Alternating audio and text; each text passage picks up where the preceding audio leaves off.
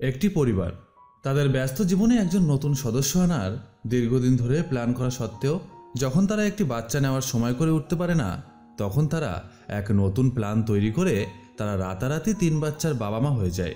কিন্তু কথা হলো, এই বাচ্চারা তাদের মা বাবা হিসাবে মানতে চায় না।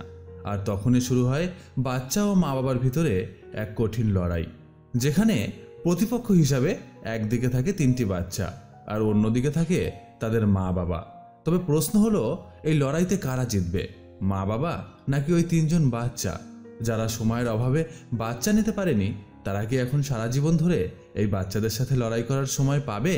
তারা কি পারবে এই বাচ্চাদের কাছ থেকে তাদের অধিকার বুঝে নিতে? তো এরকম একটা মজার মুভি আজ আমি আপনাদের সাথে শেয়ার করব, যার নাম ইনস্ট্যান্ট ফ্যামিলি। প্রথমে আমরা পিটার ও এলি বলে 2 জন কাপেলকে দেখতে পাই, যারা একটি পুরনো বাড়ি কিনেছে এলির বোনের জন্য। কিন্তু পিটার এলিকে বলে যে এইরকম পুরনো একটা বাড়ি তোমার বোনের সত্যি কি পছন্দ হবে? তখন এলি বলে অবশ্যই হবে, কারণ এই বাড়িটা যদি আমরা একটু মডিফাই করতে পারি তাহলে এই বাড়িটা খুব সুন্দর লাগবে দেখতে। এই বলে সে ওই বাড়ির কোথায় কি করবে সেই প্ল্যানিংগুলো পিটারের সাথে শেয়ার করছিল। আর তখন তার বোন আর তার বোনের হাজব্যান্ড সেখানে আসে এবং এলিকে তার বোন বলে যে আমাদের এইরকম একটা নোংরা বাড়ি কখনোই পছন্দ না। আর এত বড় বাড়িতে আমরা কি করব, যেখানে 5টা রুম, কিচেন, বাথরুম, এত কিছু তো আমাদের প্রয়োজন নেই। তখন এলি বলে, কেন, তোমাদের কি ভবিষ্যতে কখনো বাচ্চা হবে না? এই পরিবেশটা খুব সুন্দর, সামনে স্কুল রয়েছে, কলেজ রয়েছে, একটা মানুষের দৈনন্দিন জীবনে যা লাগে সবই রয়েছে। কিন্তু তার বোন বলে যে আমার এসবের কিছুই এখন প্রয়োজন নেই, যখন আমাদের বাচ্চা হবে তখন আমরা ভাবব। এটা বলে তারা সেখান থেকে চলে যায়। এরপর আমরা দেখি এলি এবং পিটার একটি মাঠে হকি খেলছে এবং সেখানে পিটার এলিকে বলছে যে তুমি তো সবার বাচ্চা নেওয়ার কথা বলছো, কিন্তু আমরা কি করব? আমি বুড়ো হয়ে গেলে কি আমরা বাচ্চা নেব? আমরা যদি এখনো বাচ্চা না নিই তাহলে আমাদের বাচ্চার যখন 16 বছর বয়স হবে তখন তো আমরা বুড়ো হয়ে বিছানায় রোগশয্যায় জীবন কাটাবো। কারণ আমি যখন ইয়াং ছিলাম তখন এই রকম একজন আঙ্কেলের সাথে আমার দেখা হয়েছিল, যার ছেলে আমার বন্ধু ছিল। একদিন আমরা বল ছোড়াছুড়ি খেলছিলাম আর তখন আঙ্কেল সেখানে আসে। আমি আঙ্কেলকে বলি যে আঙ্কেল, আমি একটা বল ছুড়ছি, আপনি বলটা ধরুন। আর সে যখন সেই বলটি ধরতে যায় তখন সে সেখানে হার্ট অ্যাটাক করে পড়ে যায়। এলি তখন বলে, এই হার্ট অ্যাটাকের পিছনে তোমার তো কোনো দোষ নেই, কারণ তুমি তাকে হার্ট অ্যাটাক করতে বাধ্য করনি, তুমি তো শুধু তাকে বলটা ধরতে বলেছিলে। কিন্তু সে যদি হার্ট অ্যাটাক করে তাহলে তোমার কি করার আছে বলো? আর এখন তো আমি খুব কাজে ব্যস্ত থাকি, তার জন্য বাচ্চা নেওয়ার সময় হয় না, তবে খুব শীঘ্রই আমরা বাচ্চা নিয়ে নেব। আমি সেই প্ল্যান মনে মনে করেই রেখেছি। এবার পিটার যখন কাজ করতে যায় তখন তার বন্ধু তাকে বাচ্চা নেওয়ার কথা জিজ্ঞাসা করলে পিটার বলে যে আমরা বাচ্চা নেওয়ার প্ল্যান করছি। আর এই কথা শুনে তার বন্ধু বলে, বাচ্চা নেওয়ার প্ল্যান করতে হয় নাকি, বাচ্চা তো এমনিতেই হয়ে যায়। এরপর পিটার কাজবাজ শেষ করে যখন রাতে বাড়ি আসে তখন সে দেখে যে এলি তার ল্যাপটপে একটি অনাথ বাচ্চাদের রক্ষণাবেক্ষণের এনজিও এজেন্সির ওয়েবসাইট খুলেছে, যেখানে অনেক অনাথ বাচ্চা রয়েছে, যাদের মধ্যে থেকে কেউ চাইলে কোনো বাচ্চা দত্তক নিতে পারে এবং এলি বাচ্চা দত্তক নিতে চায়। তখন পিটার বলে যে আমরা তো রাস্তার একটা ভিখারিকেও সাহায্য করি না, কিন্তু এরকম একটা বাচ্চা দত্তক নিয়ে আমরা কি আমাদের দায়িত্ব পালন করতে পারবো? আসলে এলি তার কর্মব্যস্ত জীবনের মূল্যবান সময় প্রেগনেন্ট হয়ে ব্যয় করতে চায় না এবং তার জন্য সে প্রেগনেন্ট না হয়েই একজন বাচ্চার মা হতে চায় এবং সেই সিদ্ধান্ত সে ভালোভাবে পিটারকে জানিয়েও দেয়। এরপর এলি সেখান থেকে চলে যায় আর পিটার এলি যাওয়ার পর তার ল্যাপটপটি খুলে দেখে যে সেখানে অনেক বাচ্চা রয়েছে যারা অনাথ এবং এইসব কিউট বাচ্চাদের দেখে পিটারেরও খুব ভালো লাগে। আর তখন মনে মনে সেও ভাবে যে তারা দত্তক নেবে। তারপর তারা ওই এনজিও সংস্থার সাথে দেখা করে এবং সেখানে গিয়ে তারা দেখে যে সেখানে অনেক এমন ব্যক্তি এসে উপস্থিত হয়েছে যাদের বাচ্চা হয় না এবং তারা সেখানে বাচ্চা দত্তক নিতে এসেছে। আর তারা সেই সংস্থার কর্তৃপক্ষদের সামনে একে একে তাদের পরিচয় এবং তারা কোথায় থাকে এই সব বিষয় জানাচ্ছিল। তখন সেখানকার কর্তৃপক্ষ সেখানে উপস্থিত থাকা সমস্ত ব্যক্তিদের জানায় যে বাচ্চা দত্তক নেওয়ার আগে অভিভাবকদের কিছু করণীয় ব্যাপার রয়েছে, যেমন তাদের কিছু ট্রেনিং দেওয়া হবে এবং সেই ট্রেনিংয়ে যদি তারা উত্তীর্ণ হতে পারে তবে তাদের বাচ্চা দত্তক দেওয়া হবে।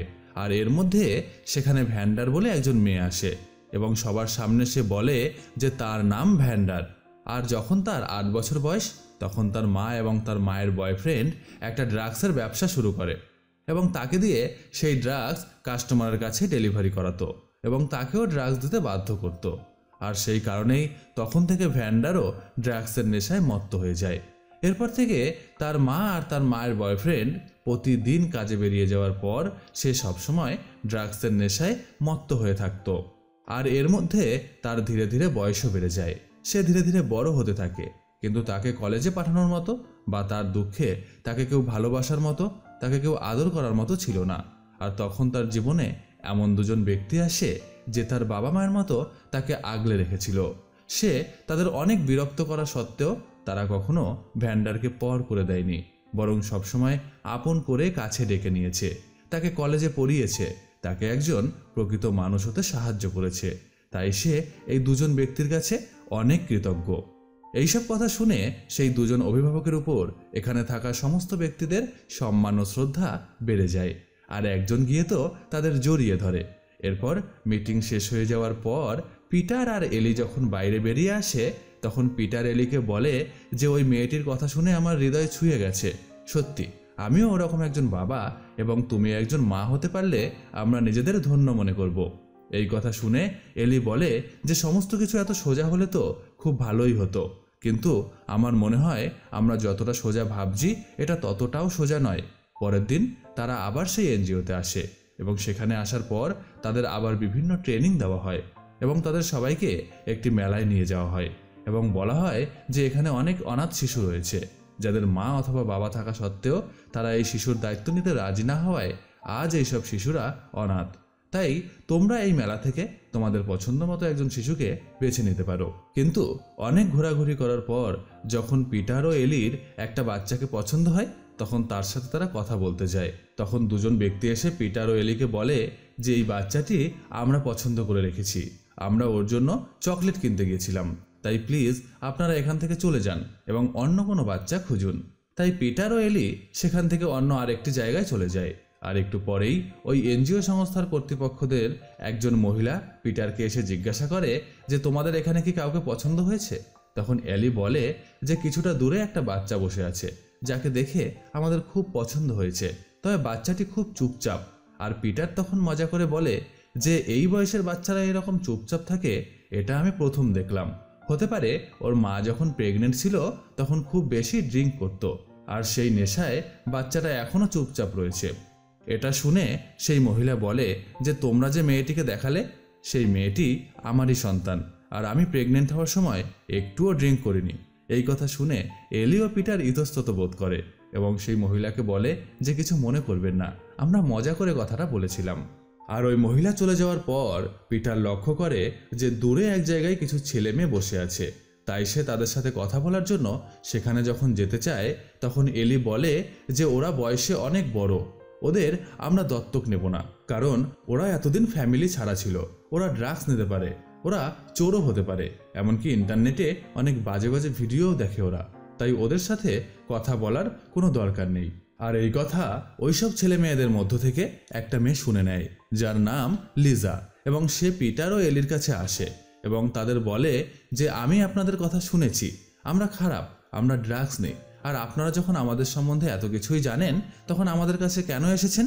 আপনারাও যে কীরকম সেটা আমার ভালোভাবে জানা আছে, আপনারা প্লিজ এখান থেকে চলে যান।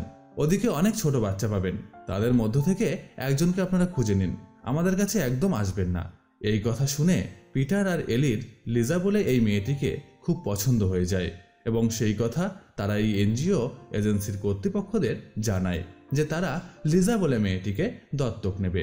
কর্তৃপক্ষ তাদের জানায় যে লিজা সত্যিই একটা ভালো মেয়ে, তার যখন 11 বছর বয়স তখন সে এখানে আসে আর তার মা ড্রাগসের নেশা করে বলে পুলিশ তাকে মাঝে মাঝেই জেলে আটকে রাখে।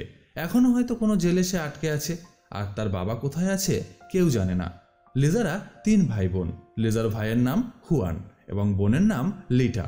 লিটা ভীষণ দুষ্টু, সে কারো কথাই শোনে না, তার ভীষণ জেদ। আর হুয়ান খুব সাদাসিধে একটা বাচ্চা। আর লিজা হচ্ছে এমনই একটা মেয়ে যে চট করে কাউকে বিশ্বাস করে না। ওদের এক বৃদ্ধ পরিবার এখন দেখাশোনা করে, তারা ওদের দত্তক নেয়নি, শুধু তাদের দেখাশোনাই করে, তবে তাদেরও ইনকাম করার ক্ষমতা কমে আসছে, তাই ওদের এখন নতুন একটি পরিবারের প্রয়োজন। যারা ওদের পার্মানেন্টলি দত্তক নিয়ে নেবে।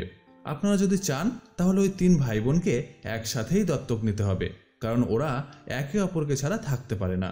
কিন্তু পিটার আর এলি প্রথমে ওই 3 জনকে দত্তক নিতে রাজি না হলেও তারা ওই 3 ভাই বোনকে এখন তারা যেখানে থাকে সেখানে দেখতে যায় এবং গিয়ে প্রথমে তাদের লিজার সাথে দেখা হয়, আর তারপর তার ভাই এবং বোনের সাথে তাদের দেখা হয় এবং পিটার ও এলি এই 3 ভাই বোনকে দেখে খুব ভালো লেগে যায়। এরপর তারা বাড়ি ফিরে আসে এবং তাদের পরিবারের সাথে আলোচনা করে যে তারা 3টে বাচ্চাকে দত্তক নেবে এবং তাদের নিজের সন্তান হিসাবে পালন করবে। পরের দিন সকালে এলি আর পিটার সেই 3 জন বাচ্চাকে বাড়িতে নিয়ে আসে।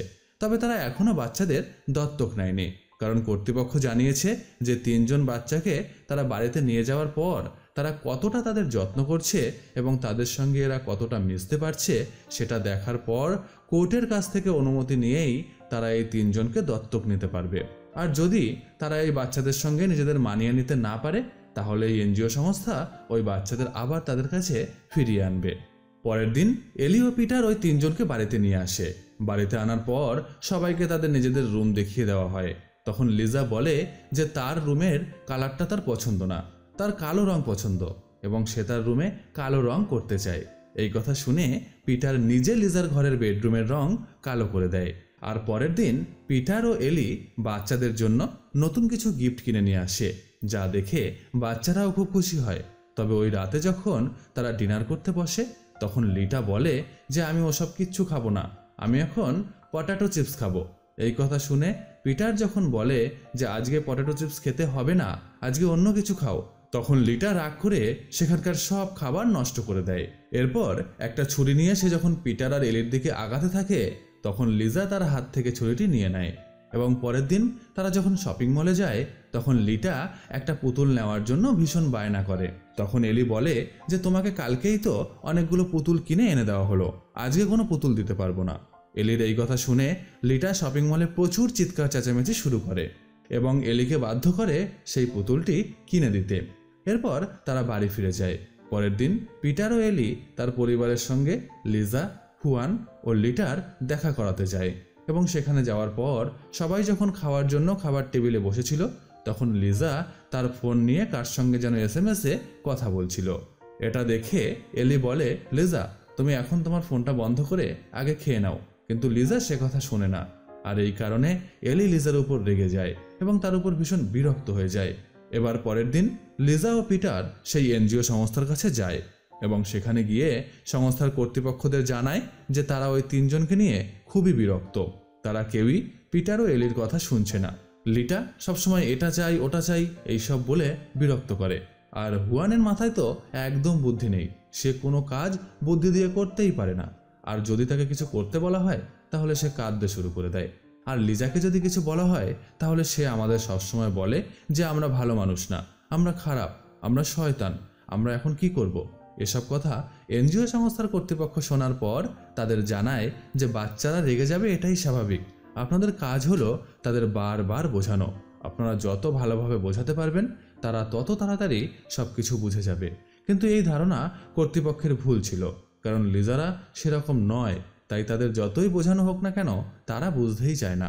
এবার একদিন পিটারের মা স্যান্ডি তাদের বাড়ি ঘুরতে আসে এবং সে সবাইকে নিয়ে একটি পার্কে ঘুরতে যায়। আর সেখানে গিয়ে লিজার তার পুরনো 2 বান্ধবীর সাথে দেখা হয় এবং সে তাদের সঙ্গে একটু ঘুরতে যেতে চায়, কিন্তু এলি এটা পছন্দ করে না। তবে স্যান্ডি লিজাকে কিছু টাকা দিয়ে তার বন্ধুদের সাথে ঘুরতে যেতে বলে আর বলে যে ঘুরে তাড়াতাড়ি চলে এসো, আমরা তোমার জন্য এই পার্কেই অপেক্ষা করব। কিন্তু রাত অনেক হয়ে যাওয়া সত্ত্বেও লিজা ফেরে না। লিজাকে যখন এলি এসএমএস করে তখন সে সেই এসএমএসের কোনো উত্তরও দেয় না, তাই এলি তার জন্য খুব চিন্তিত হয়ে পড়ে। আর এর মধ্যেই লিজা সেখানে এসে উপস্থিত হয়। লিজা দেরি করে আসার কারণে যখন এলি ও পিটার লিজাকে বকাবকি করছিল তখন লিজা তার ব্যাগ থেকে একটি টি শার্ট বের করে স্যান্ডিকে দেয় এবং স্যান্ডি খুব খুশি হয়ে পিটারকে বলে তারা যেন লিজাকে বকাবকি না করে। তারপর তারা বাড়ি ফিরে যায়। আর তখন পিটার আর এলি বুঝতে পারে যে লিজা খুবই একটা চালাক মেয়ে। সেই রাতে তারা বাড়ি ফেরার পর পিটার এলিকে বলে যে তোমাকে বারণ করেছিলাম কোনো বাচ্চা দত্তক নিতে, এদের জ্বালায় আমি অস্থির হয়ে যাচ্ছি, এদের আর আমাদের কাছে রাখা সম্ভব নয়। এলি তখন পিটারকে বলে, আমি তো একটা বাচ্চা ছেলে বা মেয়েকে দত্তক নিতে চেয়েছিলাম, কিন্তু তুমি তো লিজার মতো মেয়েকে দত্তক নেওয়ার উৎসাহ দেখিয়েছ। পিটার বলে, ও এখন সব দোষ আমার। এরপর তারা সারাদিন ক্লান্ত থাকায় বেশি কথা না বাড়িয়ে দুজনেই ঘুমিয়ে পড়ে। আর পরের দিন সকালে লিজার ঘরে গিয়ে এলি দেখে যে লিজা তার দুই বান্ধবীকে নিয়ে ঘরে বসে বসে আড্ডা মারছে। তখন এলি তাদের বকাবকি করে আর তারা ভয় পেয়ে জানলা দিয়ে পালিয়ে যায়। কিন্তু লিজার বান্ধবীদের সাথে খারাপ ব্যবহার করার কারণে লিজা এলির উপর ভীষণ রেগে যায় এবং এলিকে বলে যে সে আর তাদের সঙ্গে থাকবে না।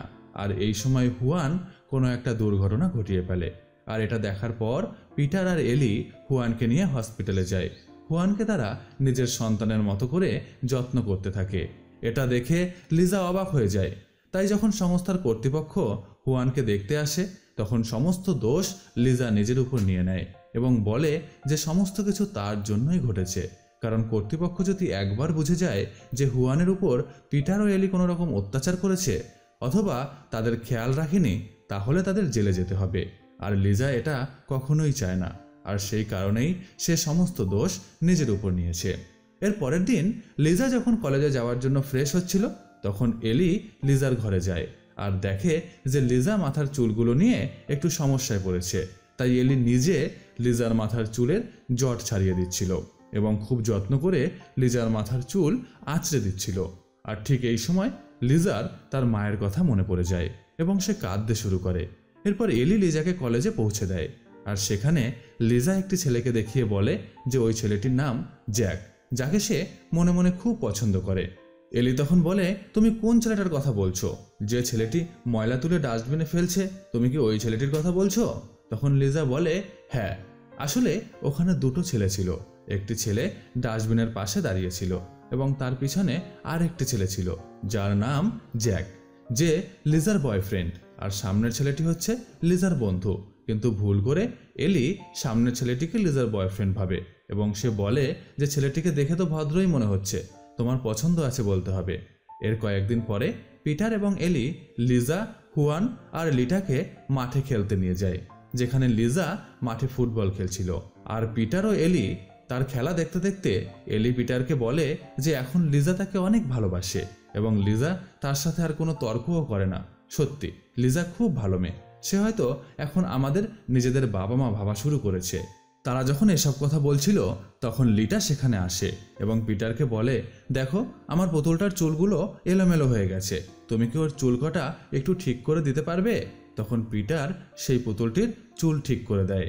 এর ফলে লিটা খুব আনন্দিত হয় এবং পিটারকে বলে, থ্যাংক ইউ ড্যাডি, তুমি একজন জিনিয়াস। লিটার মুখে ড্যাডি ডাক শুনে পিটার খুব খুশি হয়, কারণ এই প্রথম কেউ তাকে বাবা ডাকলো। আর এটা দেখে এলিও খুব খুশি হয়। এরপর পিটার হুয়ানকে তার কাছে ডাকে এবং দুজনে মিলে লিজার খেলা দেখতে থাকে। এবার একদিন সকালে পিটার লিজাকে রেডি হয়ে আসতে বলে, কারণ পিটার লিজাকে নিয়ে সে তার সেই নতুন বাড়িতে যেতে চায়, যে বাড়িটা তারা এলির বোনের জন্য কিনেছিল। কিন্তু লিজা যখন রেডি হয়ে আসে তখন পিটার আর এলি দেখে যে লিজা খুবই একটি ছোট ড্রেস পরে এসেছে, যেটা এলির পছন্দ না। তাই তারা যখন লিজাকে বলে যে তুমি এই ড্রেসটি কেন পরেছো, এটি ভালো নয়, তুমি অন্য একটি ড্রেস পরে আসো, তখন লিজা এলিকে বলে যে তুমি সব সময় পুরোনো মডেলের ড্রেস পরো, যেটা আমার একদম পছন্দ না, এখন এই রকম ড্রেস পরেই চলতে হয়। এটা বলার পর সে তার ঘরে চলে যায় ড্রেস চেঞ্জ করার জন্য। এদিকে এলির মনটা খারাপ হয়ে যায় আর সে পিটারকে বলে যে আমার কি সত্যিই কোনো পছন্দ নেই, আমি কি সত্যিই খুব খারাপ ড্রেস পরি? তখন পিটার বলে, একদমই না, লিজা তোমাকে রাগের মাথায় এসব কথা বলেছে।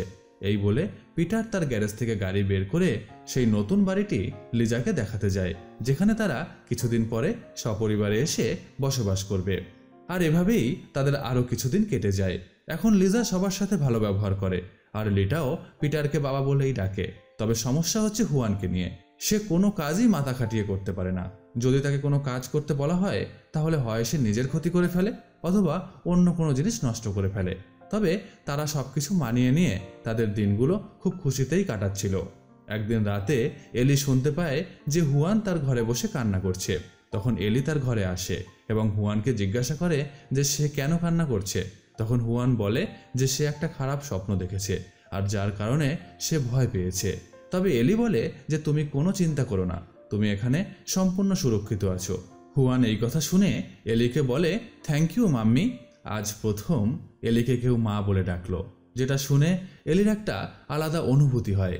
আর মা ডাক শুনতে কোন মেয়েরই ভালো না লাগে, তাই এলির ভীষণ ভালো লাগলো। তখন এলি হুয়ানকে একটু আদর করে সেখান থেকে চলে যায়।